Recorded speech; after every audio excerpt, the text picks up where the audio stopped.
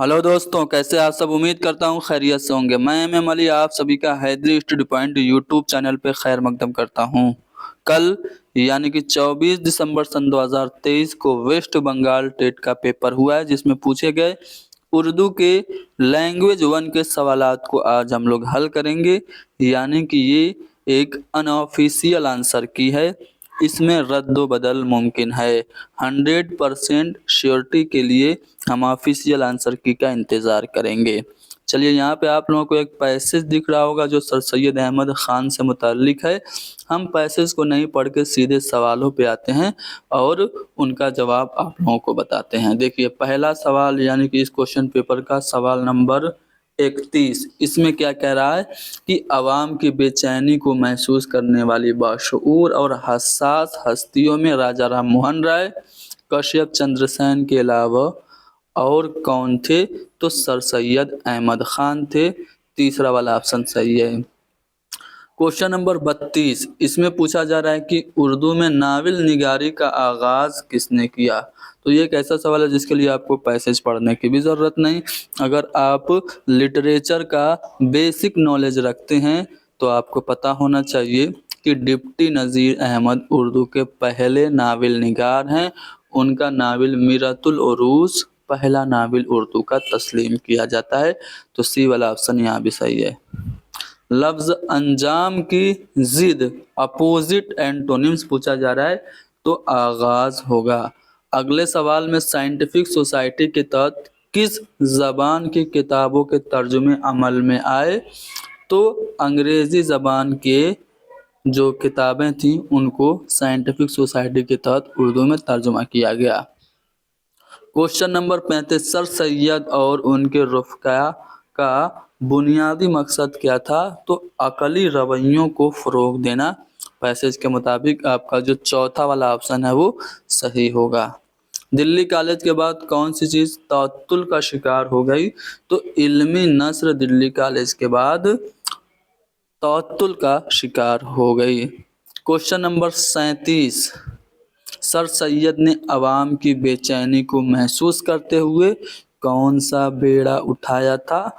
तो तालीमी इस्लाह का या समाजी इस्लाह का। एक सेकेंड, आप लोग यहाँ पे अगर देख पाएँ तो आपको यहाँ पे इसका जवाब मिलेगा कि समाजी इस्लाह का बेड़ा सर सैयद ने उठाया था।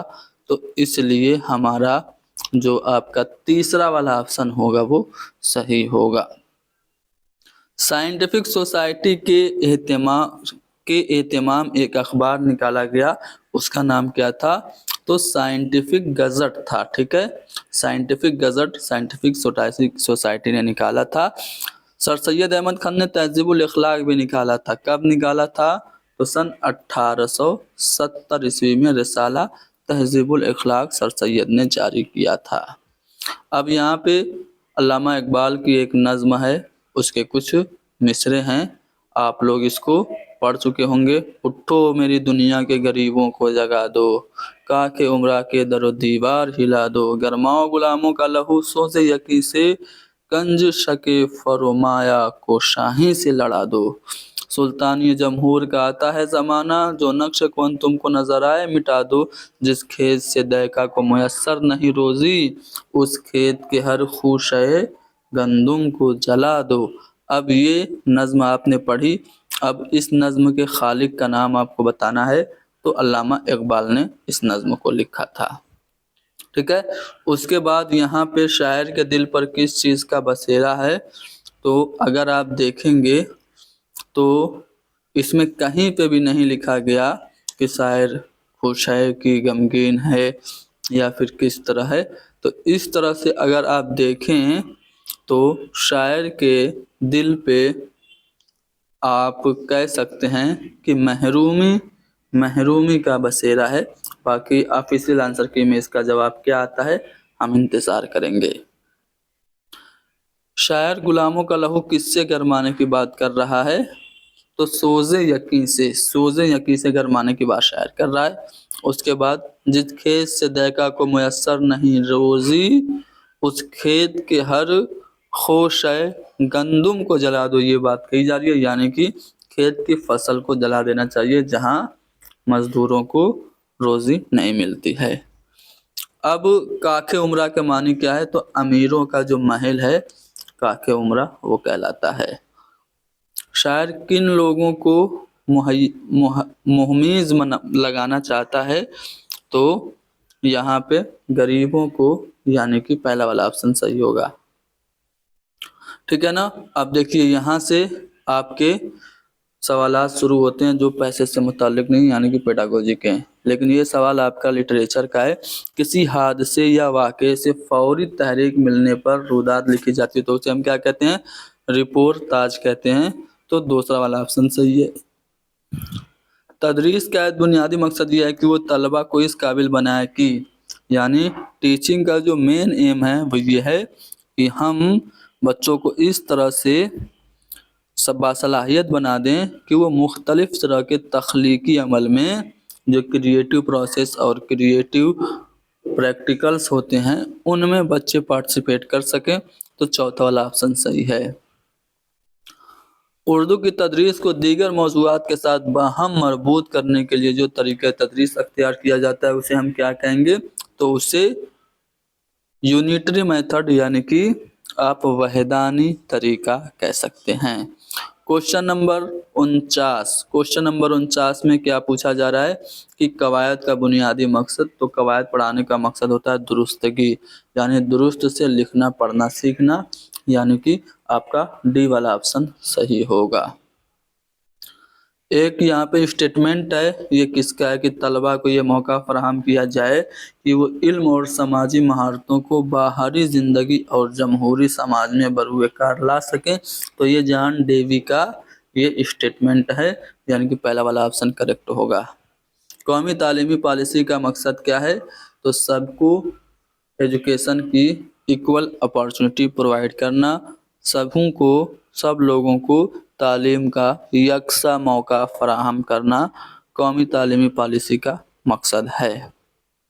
क्वेश्चन नंबर 52, दरसी किताब उसको कहते हैं।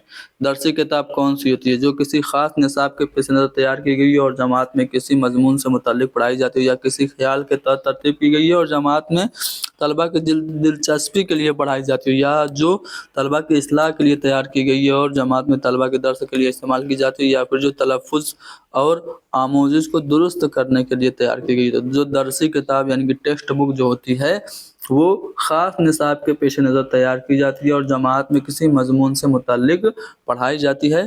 तो पहला वाला ऑप्शन सही है। तलबा की आमोजिश में कमी या नक्स की वजूहात का पता लगाने का अमल जो होता है वो डायग्नोस्टिक टेस्ट होता है, यानी कि तशखीस होता है, तशखीस यानी डायग्नोस्टिक टेस्ट, यानी कि दूसरा वाला ऑप्शन सही है। ज़बानें अपने बुनियादी उसूल की पाबंद रहने के साथ साथ तगय्युर पजीर होती हैं। तगय्युर पजीर यानी कि लैंग्वेज में वेरिएशंस आते रहते हैं। ठीक है, तो सी वाला ऑप्शन सही है।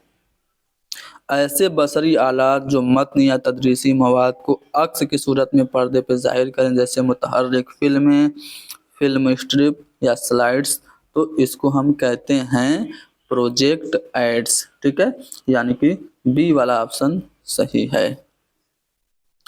ज़बान का निज़ाम बच्चों में पैदाइश से ही मौजूद होता है और यह आज़ादी के साथ अपनी नशोनुमा का रास्ता खुद अख्तियार करता है, यानी कि बच्चों में ज़बान सीखने की सलाहियत पैदाइशी होती है। एलएडी का जो कंसेप्ट दिया था और यूनिवर्सल ग्रामर जो समझाया था किसने, नोम चॉम्स्की ने, यानी कि पहला वाला ऑप्शन हमारा सही है।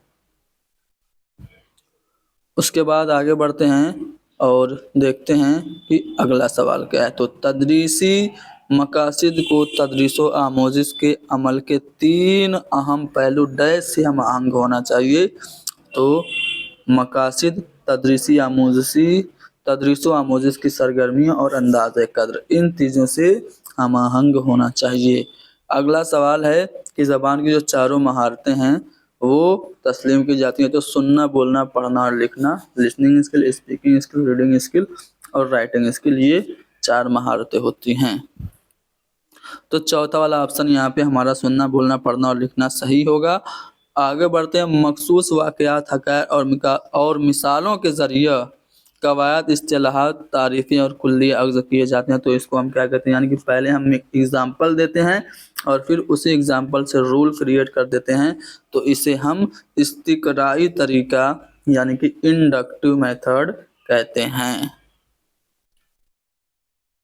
استاد ویڈیو کی مدد سے نحوی ساختوں اور قواعد کے اصولوں کا تعارف کراتا ہے، یعنی کہ پہلے ہی بچوں کو فارمولاز بتا دیے جاتے ہیں اور طلبہ لکھتے یا بولتے وقت بہتر تفصیل کے لیے ان ساختوں کا، ان اسٹرکچرز کا یوز کرتے ہیں۔ تو اس طریقہ کار کو ہم کیا کہتے ہیں؟ ڈیڈکٹیو میتھڈ، یعنی کہ استخراجی طریقہ اس کو ہم کہیں گے۔ تو ہم نے جو ویسٹ بنگال ٹیٹ میں پوچھے گئے سوالات تھے ان کو حل کیا۔ یہ ایک ان آفیشیل آنسر کی تھی، اس میں رد و بدل ممکن ہے، ٹھیک ہے۔ 100% شورٹی کے لیے آفیشیل آنسر کی کا ہم انتظار کریں گے۔ Thank you very much.